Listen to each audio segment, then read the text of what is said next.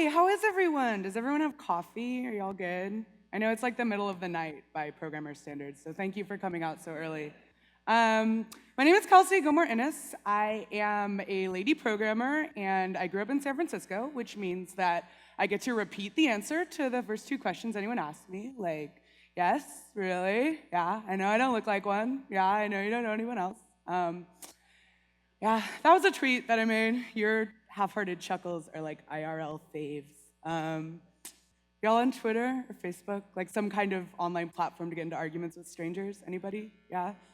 Yeah, some of you, right? Like fighting about like Vim versus Emacs or like whatever the JavaScript version of that is. I don't know. Vampire Weekend versus MGMT or whatever. That's a 2009 zinger. You can follow me for the up-to-date ones. So this is the kind of thing I get into a fight with, like fights about a lot on the internet.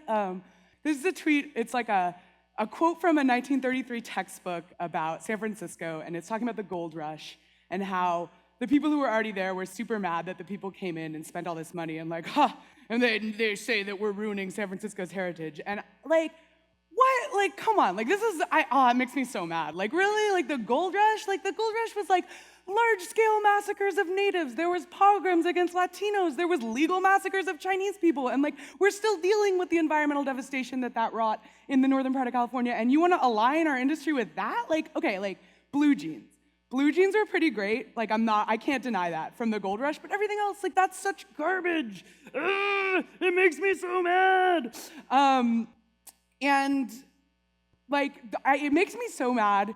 And I checked, I literally got in 3 separate fights about this tweet when it first was going around, like with strangers. I didn't know any of the people involved. The internet, it's awesome. And so when Brian really generously invited me to come speak and asked if I wanted to keynote, and that was super generous, thank you. And he really trustingly said I should just talk about something I'm passionate about, which was really trusting, and I'm sorry.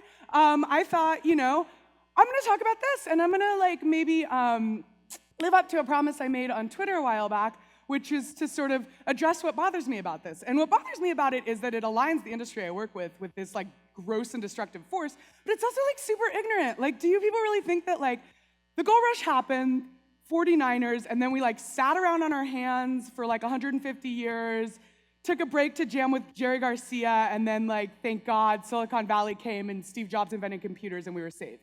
Like, that's so inaccurate. It's such a weird casting of San Francisco history. You're like, SF is such a boom and bust town. Well, you've named 2, if you count this one with the last one, which you probably should. That's it, though, right? And you've got this huge gap. And all those people in the gold rush got here, and the gold and the products that they bought with the gold got out some kind of way, right? As agriculture developed in California, 90% of products that left the state left through the port of San Francisco. Shipping is a huge part of San Francisco history. Oakland became the area's main port in 1960 for reasons I'm going to go into like shortly, but the Bay is still one of the 3 principal gateways on the West Coast for goods to come in and out of the country.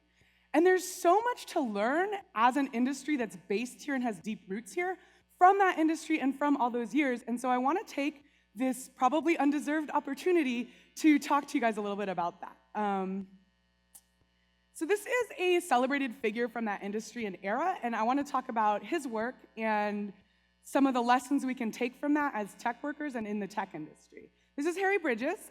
He is a beloved figure in the Bay Area, commemorated in song from Pete Seeger to Rancid. That's all of the types of songs there are. The Ferry Plaza actually is named after him. That's the Harry Bridges Plaza in front of the Ferry Building. You've probably been there. And that was named the 100th anniversary of his death, and speeches given by Nancy Pelosi, Barbara Boxer, big political figures celebrating him. Yesterday was actually a port holiday for his 114th birthday. So I want to tell you a little bit about Harry Bridges and his work and what we could draw on his legacy to inform our work here in the tech industry. So Harry Bridges was an Australian immigrant. He went to sea at age 16 in Australia. He came to SF in 1922, and he would live here the rest of his life. He left the sea for longshoremen work. What longshoremen do is they pack boats and they unload them at docks. They work exclusively on land, but they're a critical part of the shipping industry. He was a rank and file member of the Longshoremen's Union. He rose to prominence due to his role in the 1934 strikes, which were a really big deal. up and down the West Coast. He led the membership, quite literally, he's the second one from the left there, in a coast-wide strike, shutting down the docks, shutting down all shipping industry all up and down the West Coast of the United States and Canada to support workers' rights. That 1934 strike culminated in Bloody Thursday, which was Thursday, July 5th, 1934. The Industrial Association of the Docks asked the police to use force to reopen the port. They threw tear gas, they charged the crowd with mounted police, and they ended up firing on the crowd with a shotgun, and the crowd and onlookers. 3 were shot and 2 were killed. There was a huge amount of outrage. This picture is of the 2 men's funeral, coming down Market Street, and you can see this sort of scale. And what happened is the outrage was so high in 1934 that it actually prompted a general strike. So Harry Bridges, who was the leader of the longshoremen, went to other unions and said, "We cannot stand for this kind of violence against workers who are exercising their rights to ask for good conditions." And the other unions were like, "Yeah, that's not cool. We're going to strike with you." They shut down the city, shut down up and down the coast, and ended up getting the concessions they asked for. This is a big part of history. I wanted to address what it actually was for. So if you've even learned about labor history, which may depend on the curriculum of the state that you grew up in, you probably heard it, in this sort of struck for better working conditions, and that's true, but I wanted to get specifically into what those working conditions were in this 1934 strike, because I think it's pretty instructive for some of the changes and reforms we're trying to do in the tech industry. So they weren't just striking for better working conditions, they were specifically striking for changes around hiring. And the hiring process for longshoremen in 1934 around the world was called the shape-up. It was basically, you would show up at the docks or at the plaza in front of the docks, which is why the ferry building plaza is named after Harry Bridges. And you would show up very early, potentially even days before a ship came into port, and you would hope to get chosen by these foremen. It was a ritual of humiliation. It was marked by nepotism and bribery. The foremen were very corrupt, would often make people go through extraordinary trials to get these jobs, would require them to take out loans that they would then ask for huge interest rates back on. It was a bad system. And the strike in 1934 was to establish hiring halls. And what a hiring hall is it's worker control over job distribution. The way that it worked was to get assigned to a boat, instead of going through these foremen in this corrupt system, you would go to the hiring hall, and the union dispatchers, who were democratically elected at least on the West Coast longshoremen unions, would distribute the jobs equitably. They'd rotate through the members who had worked the least, the idea being to try to distribute the wages across the set of union members so that everyone got a living wage.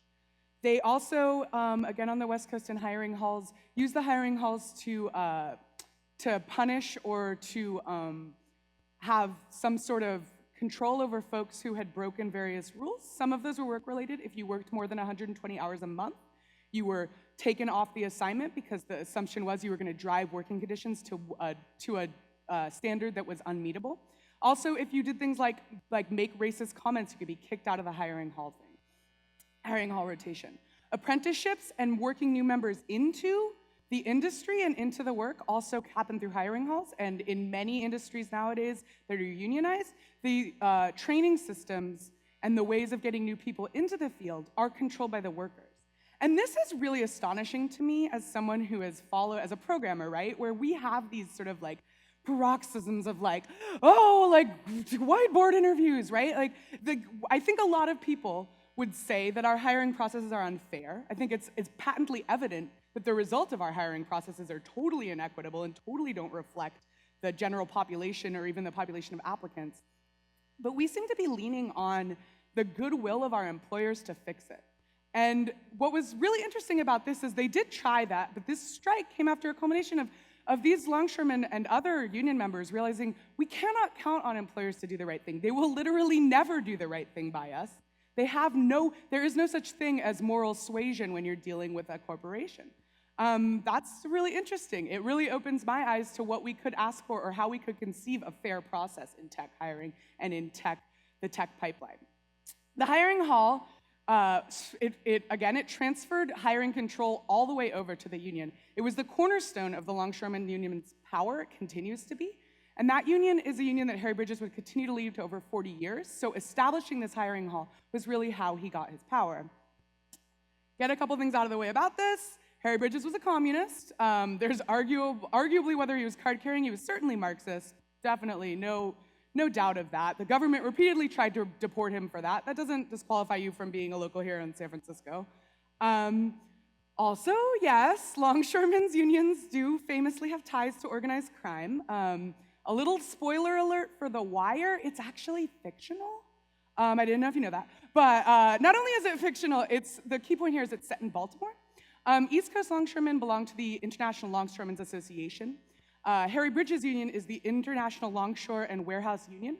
They actually seceded from the East Coast Union shortly after the strike because Harry Bridges Union and the West Coast unions felt that the East Coast Union's social conservatism was not okay.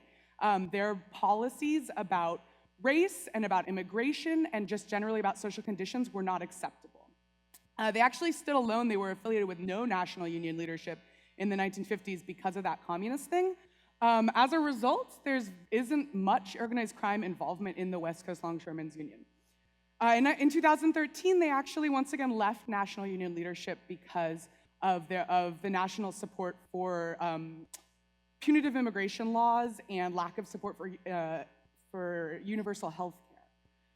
And it's important because fundamentally the ILWU and Harry Bridges Local 10, which was his home local of that union, is fundamentally a union that takes a stand and took a stand on social issues. It was actually fully integrated from the beginning. It's majority black. It's always had black leadership. The Local 10 was. And that's partially strategic. One thing Harry Bridges realized really early on is that lily-white unions mean a steady source of potential strike breakers. But he acted on that desire. He went out and did outreach to black dock workers, did a concerted effort to recruit African Americans into the Local 10, and as a result, they stood much stronger for it.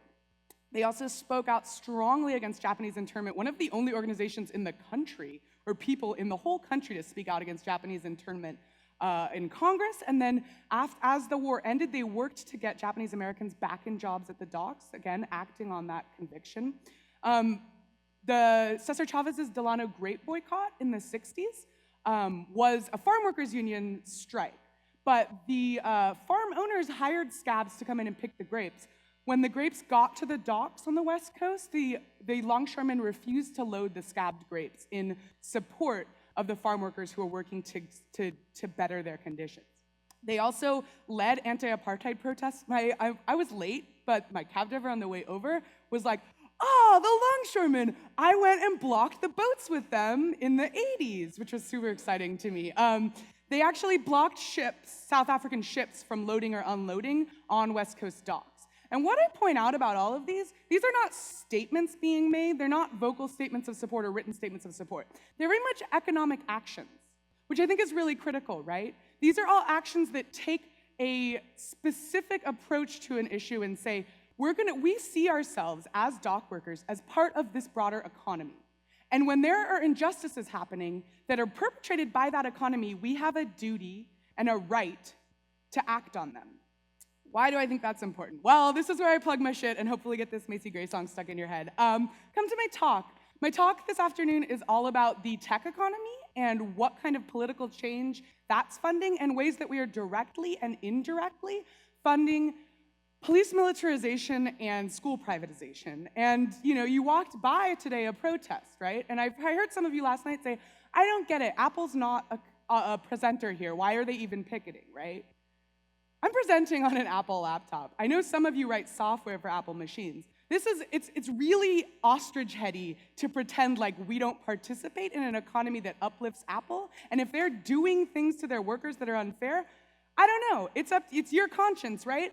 But I see a strong argument for a moral compass that stands against that and asks to act with that. So the final thing I want to talk to you about Harry Bridges and the ILWU as regard to tech is containerization. I have in my notes Docker joke here. So actually, I'm talking about real physical containerization, which was the move from shipping individual goods in various shapes on a boat to putting everything in containers and shipping them in containers which were transferred directly to rail or truck shipping and doing the warehouse processing elsewhere, not on the docks. This was a huge revolution in the world economy, and in fact is probably behind a good amount of the globalization that's happened in the last 40 or 50 years. Oh, I started reading about this. It is fascinating. I give a whole talk about it. Like, DockerCon, call me. Like, I want to talk to you guys about it. But I'm going to wrap it up. Many people were caught off guard by this. So this is a big, it's basically a form of automation, right? Because a lot of the work in packing and unpacking those boats no longer exists when you're shipping in containers, or it exists in a different place. It ended up causing a 90% reduction in the number of workers needed on the docks, which is a huge deal when you think about all the different people that those jobs used to support. Harry Bridges and the ILWU signed what is to this day still very controversial agreement in 1960 called the Mechanization and Modernization Act. It actually guaranteed wages for dock workers. The agreement basically was an instrument to pass on some of those savings caused by automation and industrialization to the workers who had provided for that economic growth of the dock in the first place. One detail I find pretty interesting about this is that management pushed very hard for these concessions from the union to allow this kind of stuff. And then once it was signed, they proceeded to squeeze every inch out of labor. They increased the loads to dangerous amounts. They refused to upgrade cranes that were dangerous. And they actually had like a switching of sides where the union went back and forced them to make the capital investments that would make this a workable system that wouldn't maim workers and wouldn't force workers to do loads that would cripple them. This is a mixed bag. It's still controversial. There were fewer jobs. It definitely happened. It came in the context in the 60s, which I didn't know as much about until I started reading about containerization, of automation being a huge deal to factory workers in general. And actually, JFK said in 1962, "I regard it as the major domestic challenge of the 60s to maintain full employment at a time when automation is replacing men." And what this agreement did, the Harry Bridges and the ILWU's agreement did, is it insisted that workers deserved to be treated humanely as their jobs were eliminated. And that's a position that very few other places in American culture took, and that to this day we don't really honor. We see this happening now. I'm sure a lot of you are I hope that a lot of you are drawing conclusions in your own mind to how this is happening with the service industry with a lot of the tech that we build. I think it's worth thinking about what are our humane obligations when we're building this tech that's putting people out of work. I also think that it's worth thinking about how this might affect our own jobs. I made a Docker joke, but how many of you guys build services that are sold to other devs? Anybody? That's a big thing, right? Or services that are intended to increase productivity. Increasing productivity is not necessarily a net good when you're talking about people's jobs and livelihoods. So, are we like longshoremen? I think there's an obvious difference, right? Which is that dock work is physically arduous and dangerous. We probably need to stretch more. We've got some carpal tunnel issues, but like obviously we're not at that level, right? But I also think that a lot of the impulse to say that we're different, we're not working class, we don't do working class labor, is probably based somewhat in bias. Longshoreman work requires training. It's experience, judgment, and work ethic. Like many of the things we do, I think we sometimes overstate the amount of creativity, not to mention many creative fields involve collective bargaining or labor agreements. It's not necessarily an either or. Like our jobs, longshoreman jobs are paid well. They're paid well by dint of a strong union protecting them in many years of bitter fights. We're paid well by dint of a temporary labor shortage that's maybe like buttressed by our shitty and unwelcoming culture. Like, I mean, honestly, it's worth sitting down and thinking about why you're paid so much and whether you will be in the future. And it's kind of scary. We are privileged, and I don't want to minimize that, right? Like, I think you don't want solidarity to erase differences in privilege. And we're especially privileged because that pipeline into programming depends on so much privilege already. That said, we are paid well, but we're taking home a tiny fraction of the enormous amount of capital we're generating. And you look at the throughput of money that's going on in the tech industry, and it starts to make these six-figure salaries, which, as I said, are not really guaranteed by anything, and many people see them disappear as simply as they age or procreate, seem like a smaller and smaller fraction. And I think one of the main differences, right, is the narrative of success, and it bothers me. If one of the advertisements for this conference builds those of us speaking as JavaScript thought leaders, if there's a thought I'm gonna leader, this is it. Get ready. I think that our narratives of success they manage to be both unrealistic and far too small. I don't want to dream about being the next Steve Jobs or Mark Zuckerberg. That's an absurd goal to sell. One, because that's never going to happen. I don't have the resources, access, or network to get there. It's a fairy tale, right? It's a crumb thrown to keep us complacent and frankly to keep us implicitly threatened when we have real reason to criticize leadership or to criticize labor conditions. More than that though, like, fuck a Sheryl Sandberg if people who work for her can't feed their families. Like, what the hell kind of dream is that, really, to be that elite that's leading companies and industries that do so poorly by such a majority of people? I believe we can dream bigger than just widening the potential demographic profile from which a really tiny elite class is drawn. I believe in us.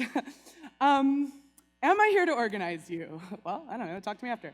I don't know that I am. I will say this. What I'm here to do is I want us to recognize our labor for what it is. Our labor is input to a system that's extracting an enormous amount of capital that goes to a very few people. And that system is wreaking havoc in many ways. I don't necessarily think that unions are the be-all and end-all of class struggle and empowerment. A lot of what I just described, the gains that were made, yes, they came out of solidarity and worker action. They also came out of an economic and political climate. There's work to be done in boardrooms and courthouses as well. There's a lot of reasons why unionization might not work. Local 10 really is like the best case union. There's a reason why people love Harry Bridges, because he really represented and he built the promise of unions that have often failed and that have often turned into vehicles for organized crime or corruption or racism or xenophobic sentiment. That said, it was real. It is real. Local 10 exists. It has done extraordinary things in its existence. The Local 10 of the International Longshoremen's Workers and Warehouse Union was and is an extraordinary union. But SF in the Bay Area is an extraordinary place. And that, to sum it up, is what upsets me so much about that tweet I presented at the beginning, right? I will continue to push back on this because that narrative of gold rushers gonna gold rush is just like the saddest, most complicit, shittiest possible reading you could take of Bay Area history. So fuck gold rushers are gonna gold rush. What I would like to say instead is workers joining in solidarity to lift each other up are gonna join in solidarity to lift each other up. Finally, if I could ask you to do one thing today, it would be to go to siliconvalleyrising.org to learn about the movement to value all of our workers and communities in the Bay Area and in the tech industry, and thank you for having me. Thank you so much. That was so good.